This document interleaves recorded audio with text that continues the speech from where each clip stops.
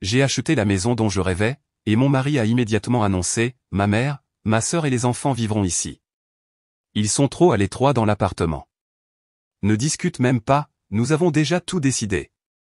Puis il est allé les chercher, mais quand ils sont arrivés à la maison, ils ont été stupéfaits par ce qu'ils ont vu. Pendant de nombreuses années, j'avais secrètement économisé, mettant de côté chaque euro, pour cet instant. Je me tenais sur le seuil de ma nouvelle maison, le cœur battant la chamade avec un mélange d'exaltation et d'incrédulité. Le métal froid du trousseau de clés de la maison pressé contre la paume de ma main était comme une affirmation de la réalité du rêve que j'avais tant attendu. Je les serrais fort, craignant qu'elle ne puisse se dissoudre, emportant avec elle mon rêve. Cette maison était la mienne. Rien qu'à moi. Pendant de nombreuses années, j'avais vécu dans un appartement exigu et étouffant à Lyon sous le regard constant et autoritaire de ma belle-mère, Martine. Chaque décision, chaque respiration, semblait nécessiter son approbation, me laissant aspirer à un espace où je pourrais simplement être moi-même. Maintenant, debout devant cette modeste maison, à la lisière d'un village tranquille en Bourgogne bordé d'arbres, je sentais le poids de ces années commencer à se dissiper. La maison, bien que petite et nécessitant des réparations, était un sanctuaire, entouré de pommiers noueux qui se dressaient comme des gardiens silencieux, leurs branches chargées de la promesse des fruits d'automne. Pour moi, c'était parfait, un havre que j'avais construit de mes propres sacrifices. J'avais passé près d'une décennie à économiser pour ce moment, lésinant et sacrifiant les petites joies, une nouvelle robe, une soirée, une escapade de week-end, tout cela pour mettre de côté chaque euro disponible. J'avais gardé mon plan secret, même pour mon mari, Jean, naviguant prudemment dans les procédures légales pour m'assurer que la maison soit enregistrée uniquement à mon nom. C'était ma rébellion, ma déclaration d'indépendance, un espace sacré où je pourrais récupérer les parts de moi-même que j'avais perdues dans le train-train quotidien. J'avais rêvé de cet endroit d'innombrables nuits, imaginant chaque détail, un délicat papier peint floral ornant les murs, le canapé usé mais bien aimé de ma grand-mère positionné près de la fenêtre, et de doux rideaux faits main flottant doucement dans la brise. J'imaginais des soirées tranquilles passées avec un bon livre et une tasse fumante de tisane à la camomille, le monde extérieur s'estompant alors que je me prélassais dans le luxe de la solitude. Cette maison n'était pas seulement une structure de bois et de briques. C'était un symbole de ma résilience, un témoignage de mon désir de liberté et de paix. Quand j'ai finalement trouvé le courage d'annoncer la nouvelle à Jean, sa réaction n'a pas été celle que j'espérais.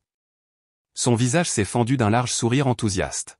« C'est fantastique, Claire », s'exclama-t-il, la voix débordant d'excitation. Enfin un peu d'espace pour respirer. Ce petit appartement était comme une cage. On ne pouvait même pas se retourner sans se cogner. J'ai réussi à esquisser un faible sourire, mais un nœud d'inquiétude s'est serré dans ma poitrine. J'avais anticipé une réaction différente, une qui reconnaîtrait mon triomphe personnel, mes années de détermination silencieuse. Je voulais que Jean voie cette maison comme mon sanctuaire, qu'il célèbre ma force et mon indépendance. Au lieu de cela, ces paroles ont réduit mon rêve à une solution pratique pour notre situation de logement exigu, comme si la maison n'était qu'une simple extension de notre vie commune plutôt que ma victoire personnelle. La déception persistait, mais j'ai essayé de la refouler, me disant que je réagissais de manière excessive, espérant que Jean finirait par comprendre ce que cette maison signifiait pour moi. Dans les semaines qui ont suivi, le comportement de Jean a changé. Il est devenu distant, sa chaleur habituelle remplacée par un silence maussade. Il rentrait du travail, dînait seul les yeux rivés sur son téléphone, et se couchait tôt, me laissant seul face à la tension grandissante entre nous. Je la sentais comme un nuage d'orage qui s'amoncelait, lourd et inévitable, mais je ne parvenais pas à y faire face. Pendant des années, j'avais travaillé sans relâche pour maintenir une paix fragile dans notre mariage, ravalant mes propres besoins pour que tout le monde soit heureux. L'idée de briser cet équilibre me terrifiait. Pourtant, ma maison restait une lueur d'espoir, un rappel que j'étais capable de plus que de simplement endurer.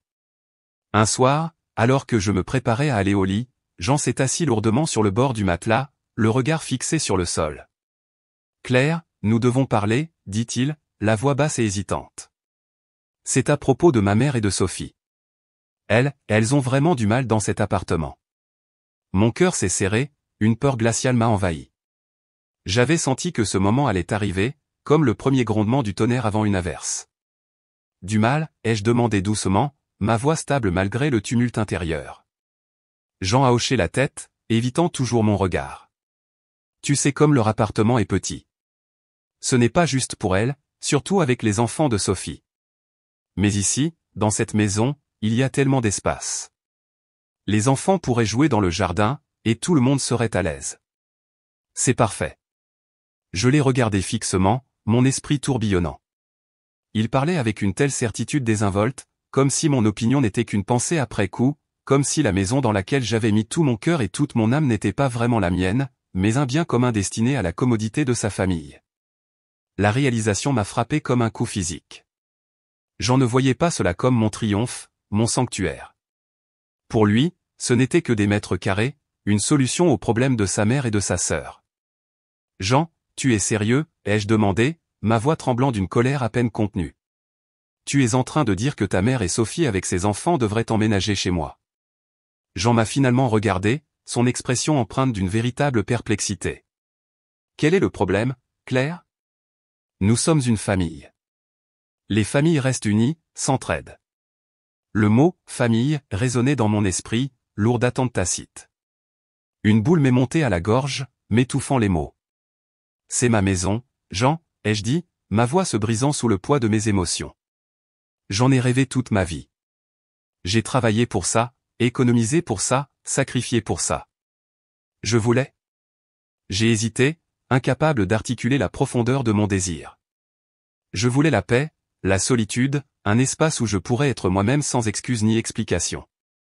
Je voulais être libre des exigences constantes de la famille de Jean, du rôle étouffant de la gentille épouse. Mais comment pouvais-je expliquer cela à quelqu'un qui ne voyait mon rêve que comme une pièce supplémentaire ? « Tu voulais quoi, Claire ?» demanda Jean, le ton empreint d'impatience. « De quoi s'agit-il » Je suis restée silencieuse, mes pensées embrouillées. Comment pouvais-je lui faire comprendre que cette maison était plus qu'un simple lieu de vie ? C'était mon refuge, mon espoir, la preuve que je pouvais construire quelque chose pour moi-même. J'y réfléchirai, ai-je finalement dit, forçant ma voix à rester égale. Jean a expiré, visiblement soulagé. Bien. Je savais que tu finirais par accepter. Nous sommes une famille, Claire. Nous veillons les uns sur les autres. Il s'est penché, m'a embrassé sur la joue et a quitté la pièce, sa confiance intacte. Il était certain que je céderais, comme je l'avais toujours fait, ne voulant pas défier l'autorité de sa famille. Seul dans la pénombre de la chambre, je suis resté assise, immobile, fixant les ombres. Une tempête d'émotions bouillonnait en moi, colère, trahison, et une tristesse profonde et lancinante. Je me sentais comme un pion dans le monde de Jean. Mes rêves méprisés, mes sacrifices ignorés. Fermant les yeux, j'ai ravivé le souvenir de ma maison. Le parfum des pommiers en fleurs flottant dans le jardin, le léger craquement du plancher sous mes pas, la chaude lumière du soleil filtrant à travers les vieilles fenêtres. Je me suis souvenu du sentiment écrasant de liberté que j'avais ressenti en y entrant pour la première fois, la promesse d'une vie où je pourrais respirer librement.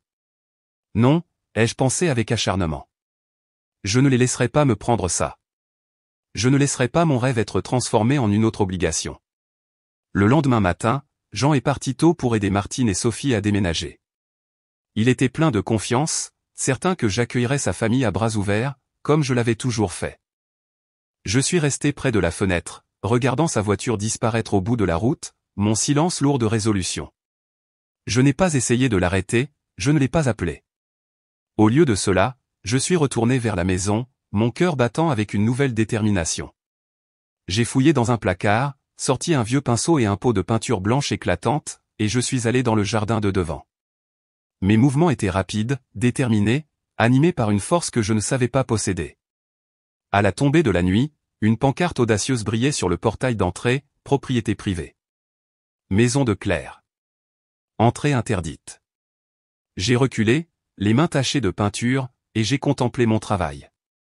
Un sentiment de puissance m'a envahi, différent de tout ce que j'avais ressenti depuis des années.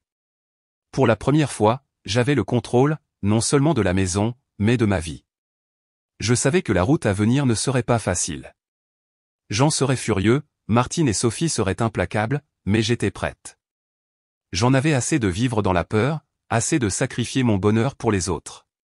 Cette maison était la mienne, et je la défendrais de toutes mes forces. En entrant, j'ai verrouillé la porte et tiré les rideaux, m'enfermant dans mon sanctuaire.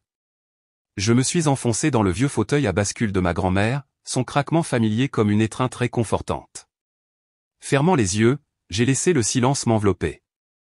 Le silence dont j'avais tant rêvé, un silence qui me permettait d'entendre mes propres pensées, mon propre cœur. Un léger sourire a courbé mes lèvres. C'était le début d'un nouveau chapitre, un chapitre où je pourrais enfin être moi-même. L'avenir s'étendait devant moi, intimidant mais plein de possibilités, et j'étais prête à l'affronter. Martine, la mère de Jean, est sortie de leur vieille voiture déglinguée avec la vigueur d'une femme se libérant d'un enfermement. Sa présence était imposante, son énergie débordante, comme si elle revendiquait l'espace devant elle. Sophie, la sœur cadette de Jean, peinait derrière elle, traînant un énorme sac à carreaux bourré à craquer tout en essayant de maîtriser sa fille énergique, Béatrice. La petite fille, âgée d'un accent grave peine 5 ans, semblait inconsciente du poids du moment, ses yeux grands ouverts d'émerveillement alors qu'elle découvrait cet environnement inconnu. Jean suivait, écrasé par une valise volumineuse remplie de tout ce que sa mère et sa sœur jugeaient essentiel pour leur nouvelle vie. Le trio s'est approché de la maison avec un air de supériorité, certain d'un accueil chaleureux, leurs pas crissant sur l'allée de gravier. Martine, qui n'attendait jamais la permission, a ouvert le portail avec panache, son attitude autoritaire toujours aussi inébranlable. Elle était la matriarche, habituée à diriger le cours de sa famille, surtout lorsqu'il s'agissait de leur bien-être. Sophie, haletante à force de tirer son sac, a jeté un regard critique sur la propriété, évaluant mentalement son potentiel à résoudre leurs problèmes de logement exigus. Béatrice, libérée de l'emprise de sa mère, s'est précipitée vers le jardin, son rire résonnant alors qu'elle poursuivait un papillon parmi les fleurs. Mais lorsqu'ils ont atteint le porche, un silence troublant les a accueillis. Martine s'attendait à ce que je sois là, peut-être avec un plateau de café ou un sourire hospitalier. Au lieu de cela, la maison se tenait silencieuse, ses fenêtres sombres.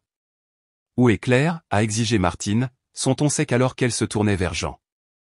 Il a haussé les épaules, sortant un trousseau de clés de sa poche. Elle est probablement à l'intérieur, a-t-il dit, bien qu'une lueur de doute ait traversé son visage. Allons voir. Il s'est approché de la porte d'entrée, a inséré la clé et l'a tournée, pour constater que la serrure ne cédait pas, c'est verrouillé, a-t-il dit en fronçant les sourcils. C'est étrange. Peut-être qu'elle est allée au magasin. Il a appuyé sur la sonnette, son timbre strident déchirant le silence, mais aucun pas n'a suivi. L'impatience de Martine a éclaté, son pied tapant contre le sol.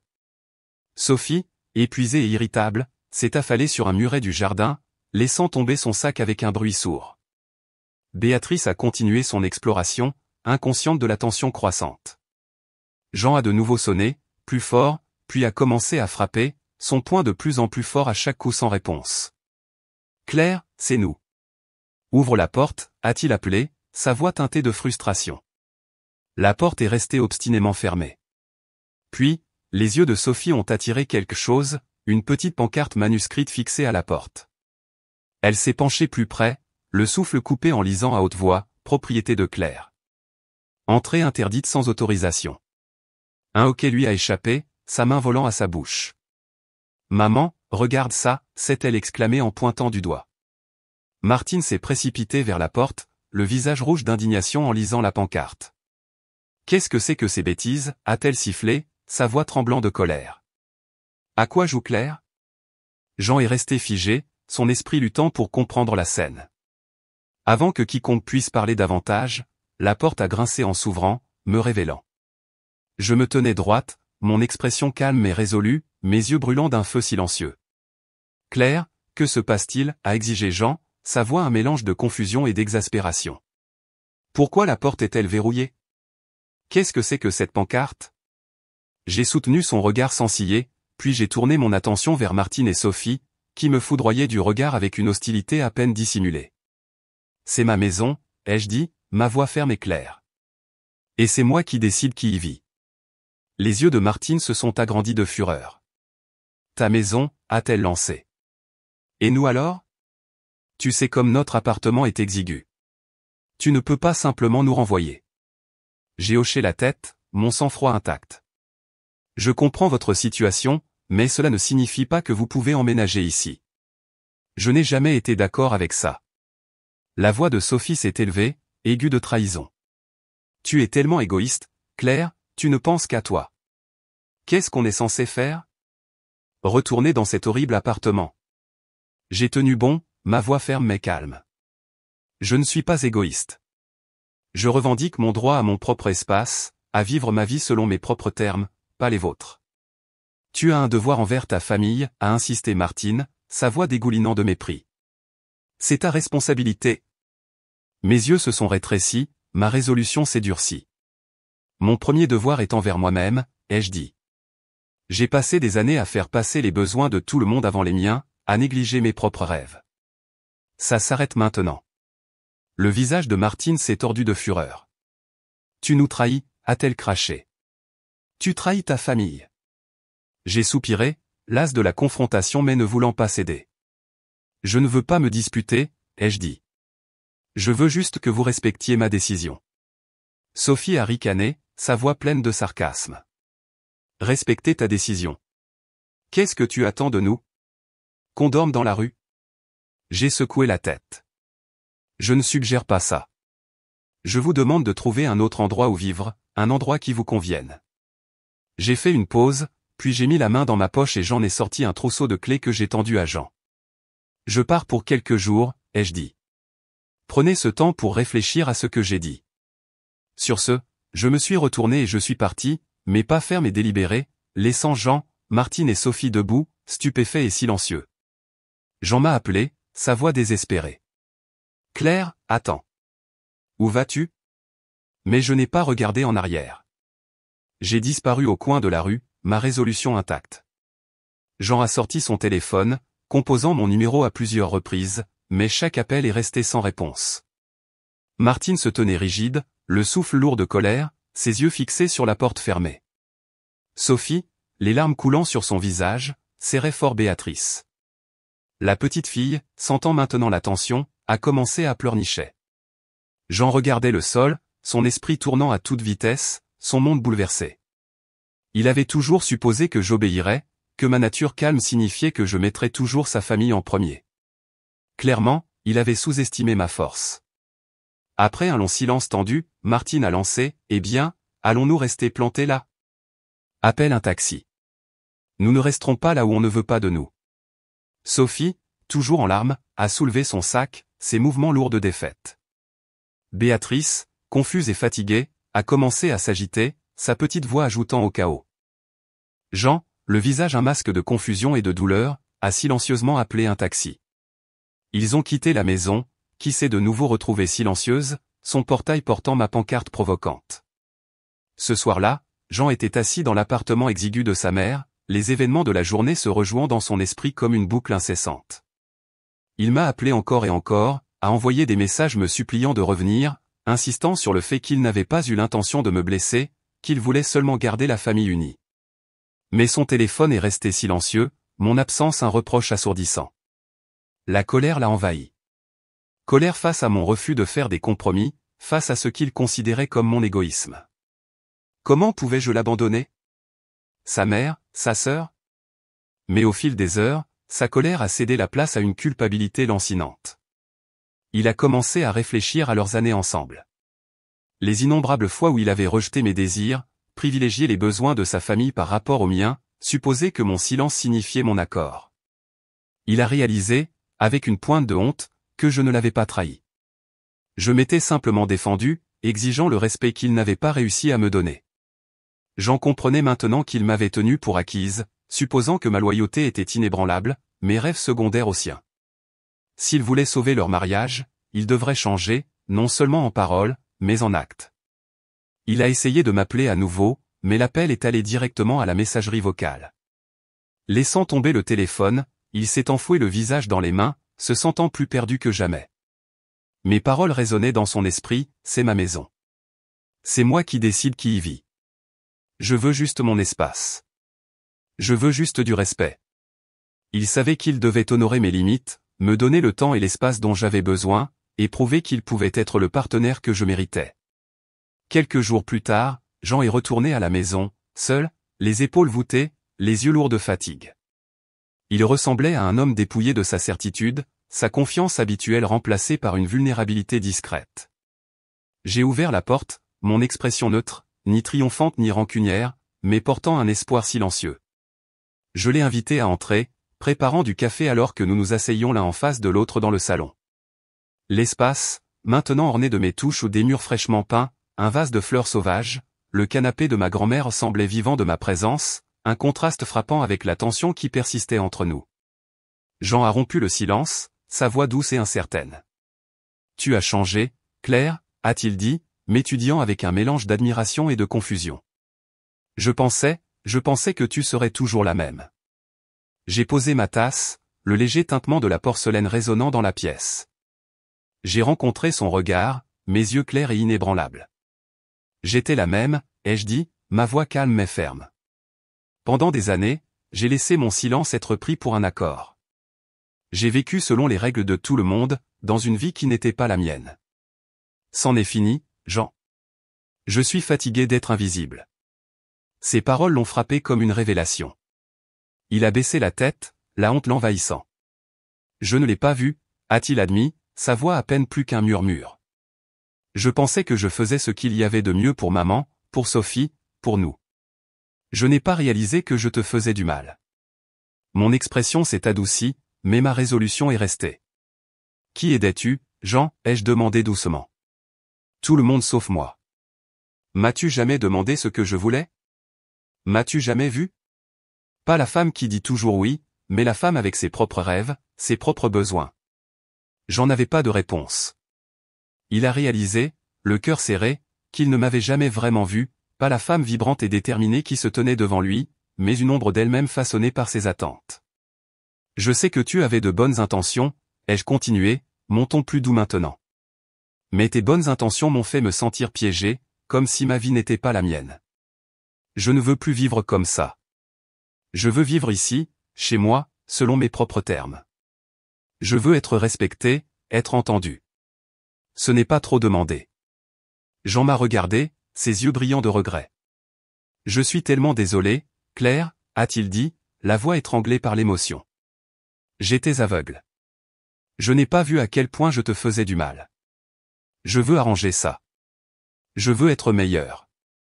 Je l'ai étudié, voyant la sincérité dans ses yeux, mais sachant que les excuses seules ne guériraient pas les blessures. Je ne sais pas si je peux te pardonner tout de suite, ai-je dit honnêtement.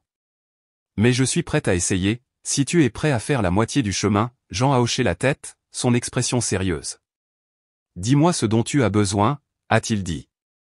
J'ai pris une profonde inspiration, ma voix ferme. Premièrement, c'est ma maison, et c'est moi qui décide qui y vit. Tu peux avoir des invités, mais tu ne peux pas y installer ta famille sans mon consentement.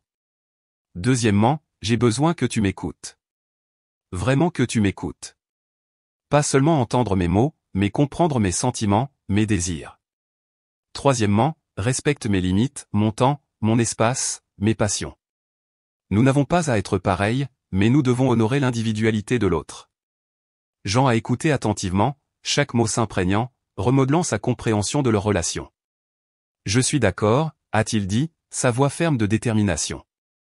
Je veux apprendre, changer. Je veux être le mari que tu mérites. J'ai offert un petit sourire prudent, un sourire qui contenait à la fois de l'espoir et de la lassitude. Je savais que reconstruire la confiance prendrait du temps, mais j'ai vu dans les yeux de Jean une volonté d'essayer, une étincelle de l'homme dont j'étais tombée amoureuse autrefois. Ils ont commencé à tracer un nouveau chemin ensemble, un chemin construit sur le respect mutuel et la communication ouverte. Jean a fait un effort conscient pour s'engager dans mon monde, me posant des questions sur mes rêves, écoutant mes histoires, célébrant mes petites victoires. Il a commencé à me voir non seulement comme sa femme, mais comme une femme avec ses propres aspirations, son propre feu. Moi, à mon tour, j'ai travaillé à libérer l'amertume du passé, donnant à Jean la chance de faire ses preuves tout en m'accrochant à ma nouvelle force. J'ai redécouvert mon amour pour la peinture, remplissant la maison de toiles vibrantes qui reflétaient mon esprit. J'ai renoué avec de vieux amis, fait de longues promenades dans les rues pavées de la ville, et savouré la liberté d'être moi-même sans excuse. La maison est devenue mon véritable sanctuaire, un espace qui rayonnait mon essence. J'ai peint les murs dans des teintes douces et chaudes, accroché mes rideaux faits main, et disposé des fleurs sauvages dans chaque pièce. Chaque coin de la maison racontait mon histoire, un témoignage de ma résilience et de mon amour pour la vie. Un soir, Jean est rentré à la maison avec un bouquet de marguerites, mes fleurs préférées, leurs pétales délicats brillant dans le crépuscule. Merci d'être toi, a-t-il dit, sa voix douce en me l'étendant. Merci de m'avoir donné une chance. Je t'aime, Claire. J'ai pris les fleurs, inhalant leur doux parfum, mes yeux brillants de larmes non de douleur, mais d'espoir. Je t'aime aussi, ai-je murmuré. Mais l'amour signifie le respect, Jean. Si tu oublies ça, je repartirai. Jean m'a attiré dans une douce étreinte. Sa voix, une promesse murmurée, je n'oublierai jamais. Je l'ai cru, non pas aveuglément, mais avec une foi prudente née de ses efforts. J'ai vu les changements en lui, la façon dont il écoutait, la façon dont il respectait mes limites. Mais je savais aussi que l'amour était un voyage continu, un voyage qui exigeait vigilance et effort de la part des deux. J'étais prête pour ce travail, prête à me battre pour la vie que je méritais, une vie d'amour, de respect et de liberté. J'avais revendiqué mon espace, ma voix, mon cœur, et je ne laisserai plus jamais personne me les prendre.